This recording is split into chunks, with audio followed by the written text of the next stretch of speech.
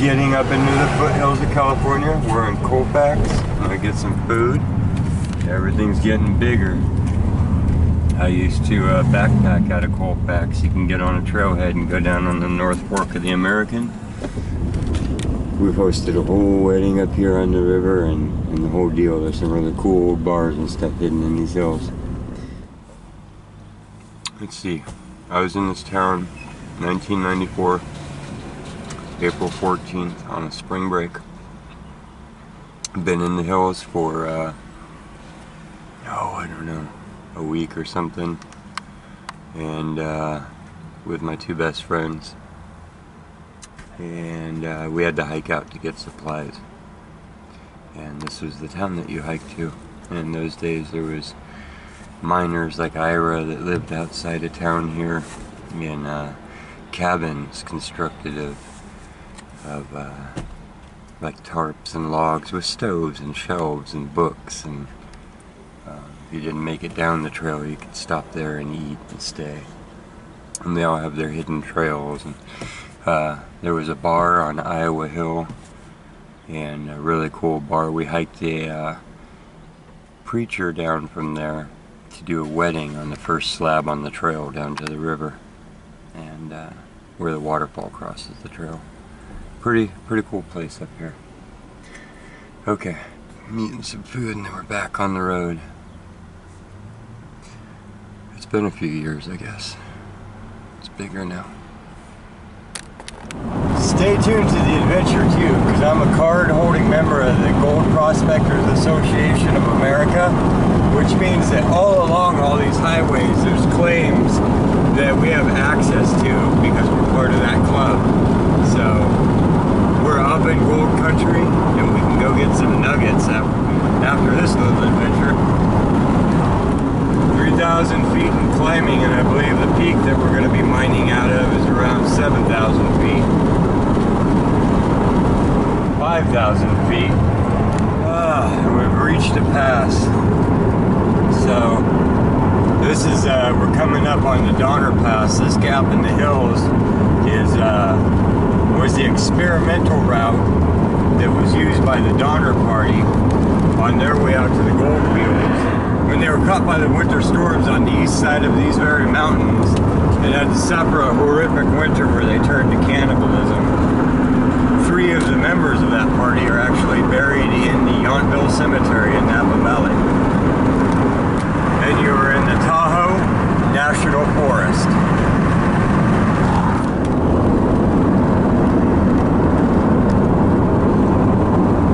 Pretty epic change from yesterday's scenery.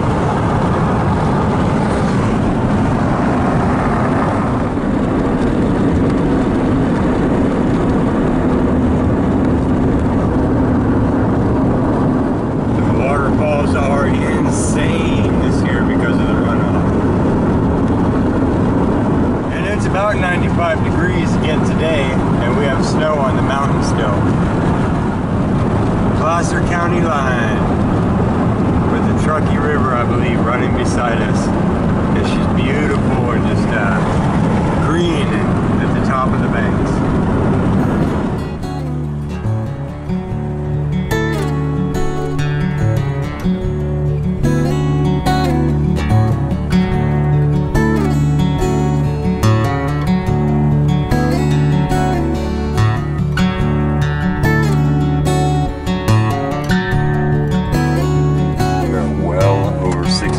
Feet. This is my first trial run in this truck up over the summit, so I'm going to give it a little break at the rest stop that's at the top. Let's go look around. So we are in that bizarre season where it's still got snow on the ground, but I have a sunburn.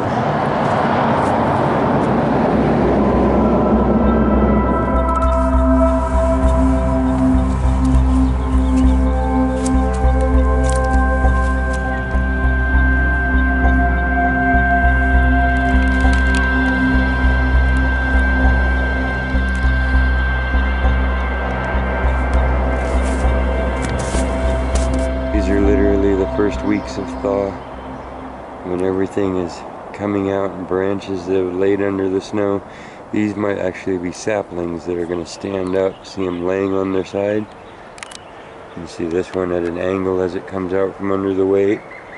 And those standing up. So they just got pushed under. And everything will come back to life. And this would be a meadow of green grass with a stream flowing through it. Look at the shelves of ice breaking off. You can actually tell there's a stream under this. And it's breaking on both sides as the stream erodes the bottom and it falls down. We're in National Park. I wish we could detect here. It's always been, I want to go somewhere where it's snow country. And it's not National Park because, or National Forest, same difference.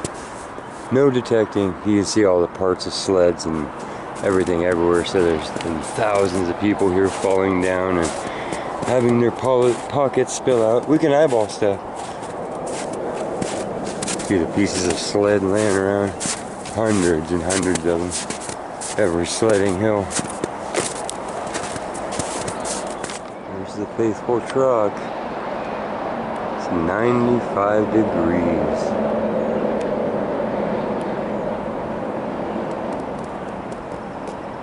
Still gotta get down to Reno. I don't know if we're going to stay there tonight. I don't know what we're gonna do. But that'll be the next stop after this.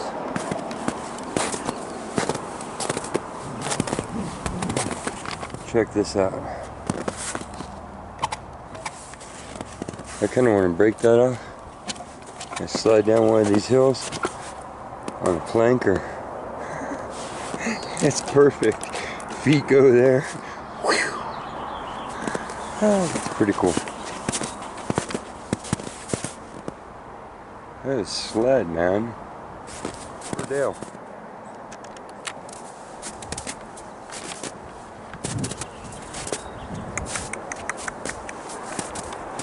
It's gonna attack us. Hey! Hey! See if you talk friendly to things half the time they hang out. Hey! Hi! Hi! See? Hi! High noises are like not necessarily attack noises. Attackers don't come and tell you that they're there and talk to you and stuff. Hi!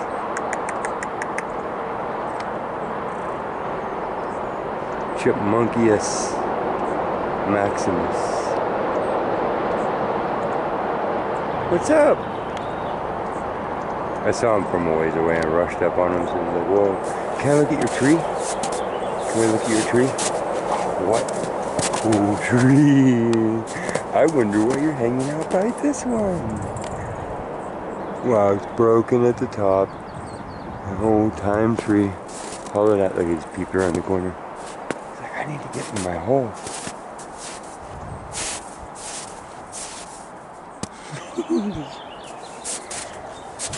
With the rocks. I see a shadow just went around the other side. He'll just slip in that hole and we'll never see him again.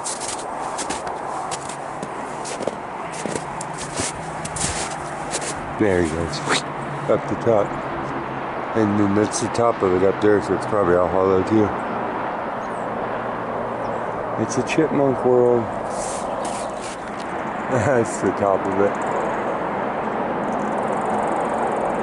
I like it. Something very Disney about that. Okay. Ready to slide me? See how we get back across this creek.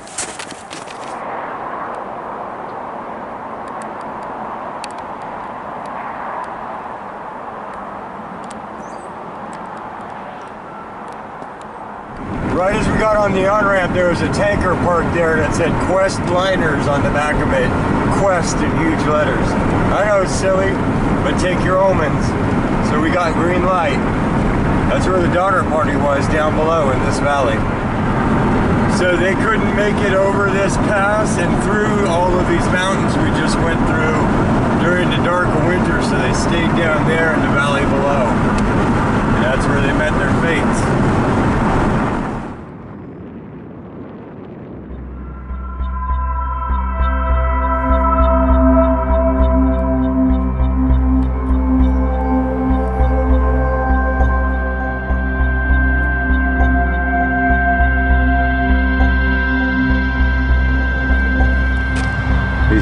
that you see on the side of the mountain are snow tunnels for a railroad that no longer runs. And that actual line there is the one that was the first transcontinental. So there's others, but it's no longer used. The rails aren't in it. But that's a huge, those are all cement slabs that cover it like a big tunnel. So when the snow comes down from up top, it doesn't wipe out the tracks. I've actually climbed down it for a huge length to the next break. And during the summer, it's actually a great place to camp, is on the cement tops there. And I found, didn't keep them, but found little pieces of chinaware all along the route and the boulders where they camped, because that was put in by hand. And then that's Donner Lake, so that's where their actual camp was. And we're headed out that way. And we're entering Nevada. So we'll get a little more arid from here on out.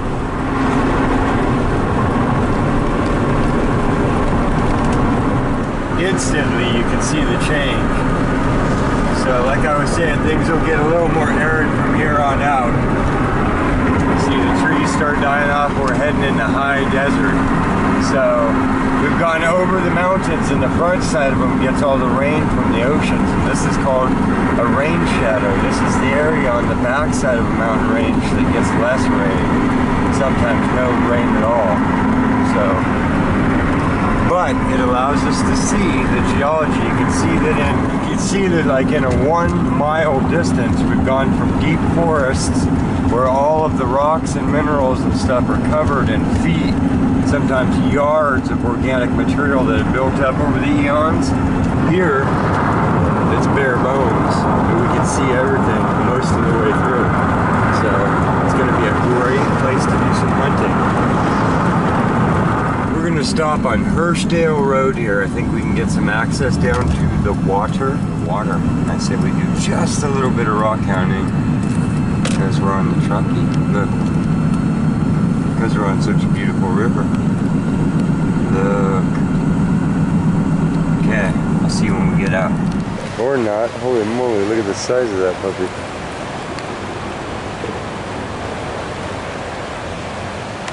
Well, now you know.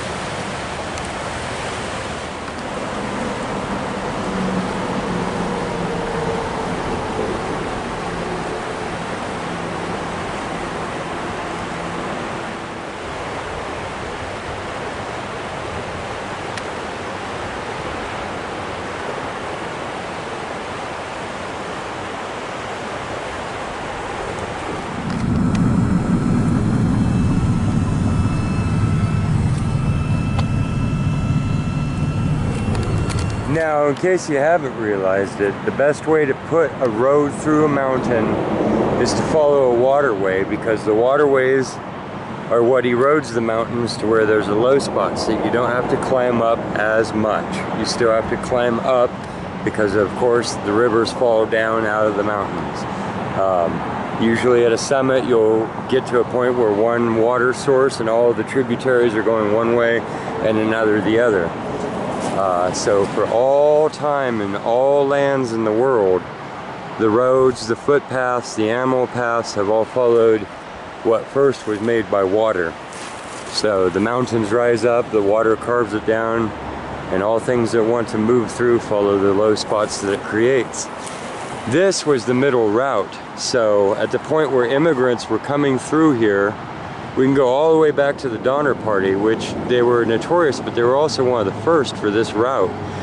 There was what was considered the expensive northern route coming through up into Oregon, I guess, and then a least expensive one that would put you down into LA. And this was an untried route. The man that actually brought them on the expedition and sold the whole concept to the families on that trip had never actually done the route, just heard of it. But where you get to here, you can see some of the oldest, I'm going to try not to fall off here, some of the oldest railroad work. And we're going to be following it the whole time. Now there's the modern line. So they've come in with tractors and bulldozers, and they've carved away the whole mountainside behind there, and they have two full tracks running the whole way. This is how they used to do it. So this is what the trains would roll on. Can you imagine that? So this goes all the way down the thing, and you can see it's just made out of logs and trees and probably timbers from the area, and then cross timbers, and I imagine the tracks just ran down that. And doing that, they didn't have to carve into the hillside as much. Remember, a lot of this was all just done by hand. This was pre-tractor time, so is what I'm assuming.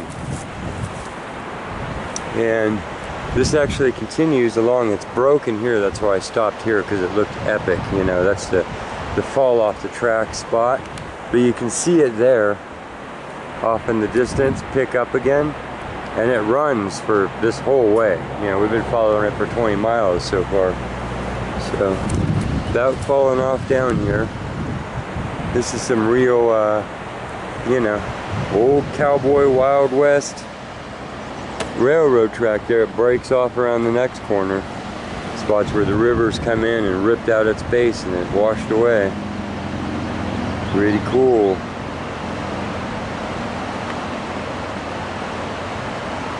If you look here as we climb up, you see the new roadway and the new supports, but then over here and below you can see the older ones.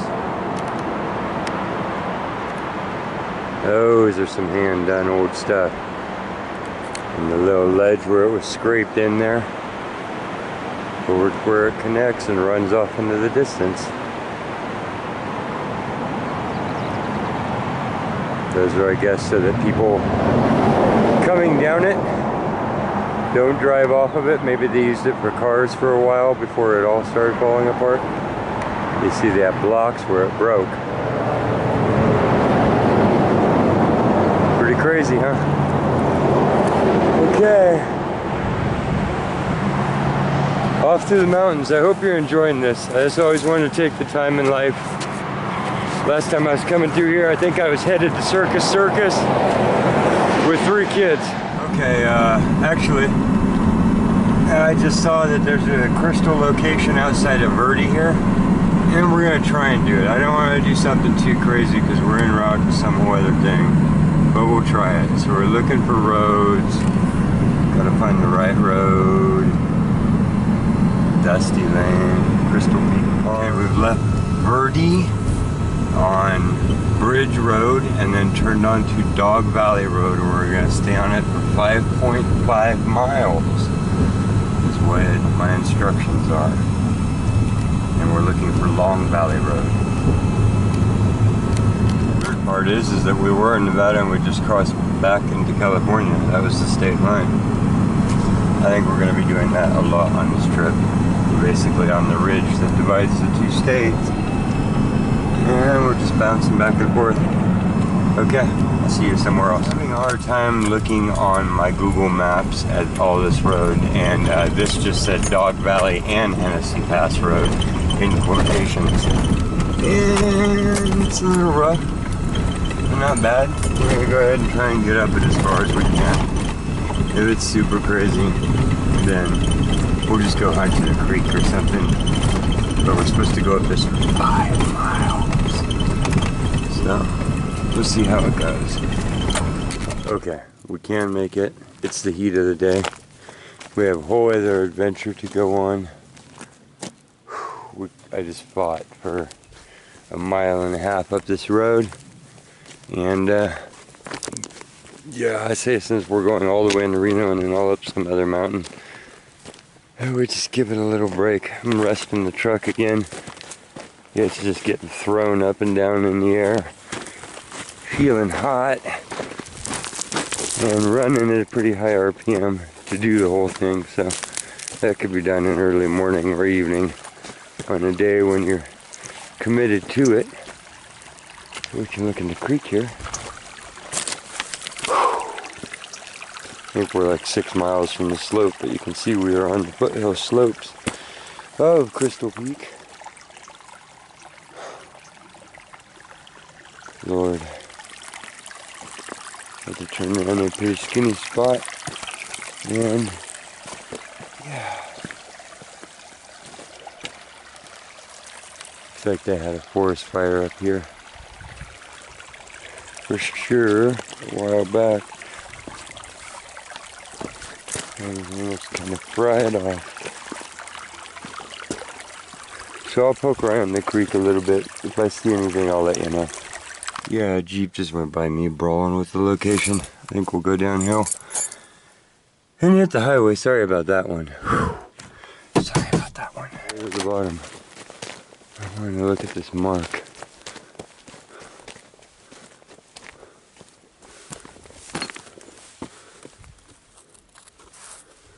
What do you think that is? That's chiseled in there. That's natural? I don't think so. But it was chiseled in there.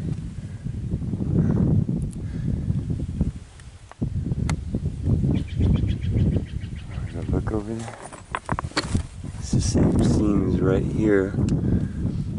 Somebody might have discovered something and followed it to the other side. Let's just go look. Oh, it's a mountain lion.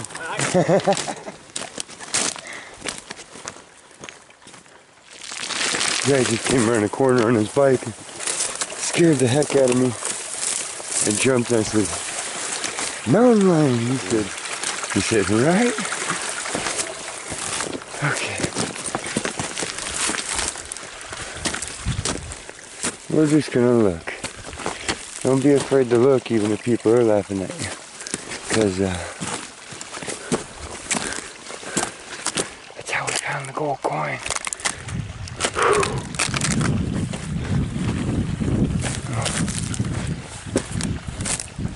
Okay, I'll climb over there so you don't have to jostle with me the whole time. We're going over there across from that mark.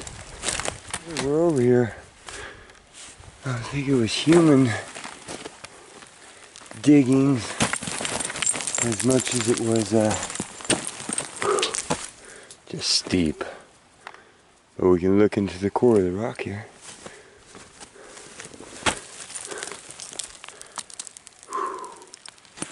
Huh?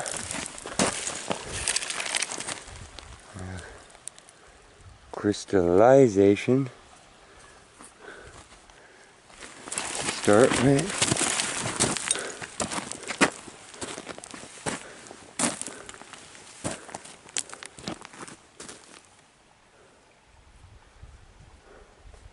Okay, now I'm gonna poke around and I'll let you know if we see anything.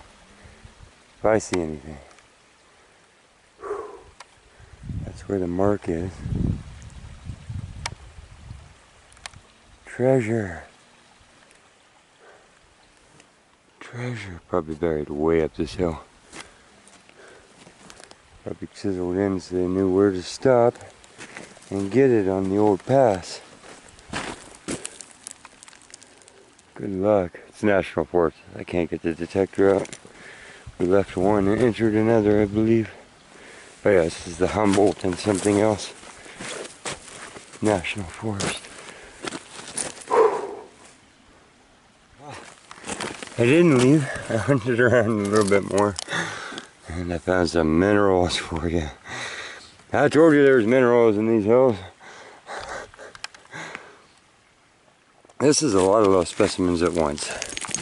Look at that. So, I don't know what they are. Help me out. Black striated inclusions and a quartz base. Then we have these. They're almost feather-like. See that? Almost gypsum, but green spreading out. And then some super micro druzy, or I don't know, arsenic or copper ore, it's hard to tell sometimes, or green sand, and it's just that top layer. But there's layers of crystally looking stuff up here. There's a cute little sample, just, you know, pure crystals, pockets full of them.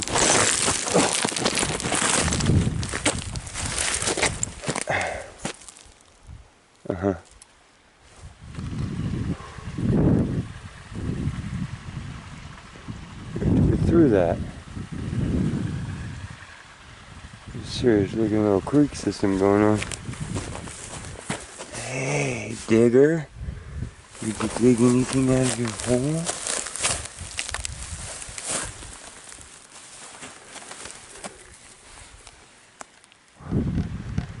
I just came across this spot of shade for one of these things. It sticks up from the land with green fluff at the top of it. But they are useful. There's some babies over there that look like they're growing back. That would probably be nice to have some of those on the planet. Made it back to the truck. It's about to take off. I spotted that. What do you think it is? Just an axle? Or a hub? Yeah, it's a hub. Okay, well we checked that little area. Kinda. Off to Reno. We're gonna hit some supply shops. I am, you're not. And next time you talk to me, we are gonna be headed up to Hallelujah Mountain. I'll see you there. Lied. But if there isn't one thing I've learned from my parents, it's to stop and check every creek. Every little spot that you get to check out the world, you stop and you check it out. And you will uncover some great details. And sometimes you'll be the first one there. You know? You never know when people have just been going right past it the whole time. Yeah, let's look in here a little bit. Worked my way up to this scree slope. So, if there's any pocket-like things that ever fell out of here, or a snake, this would be where to find it. There's a rattlesnake right there. It breathed out heavy. I'm assuming it's a rattlesnake, and it didn't rattle. When they breathe out heavy, that sometimes means that they're about to strike because they're already coiled. So as I clanked up, it probably retreated into its little spot. And I do not see it, but I was approaching that brush there. And you could sure hear it.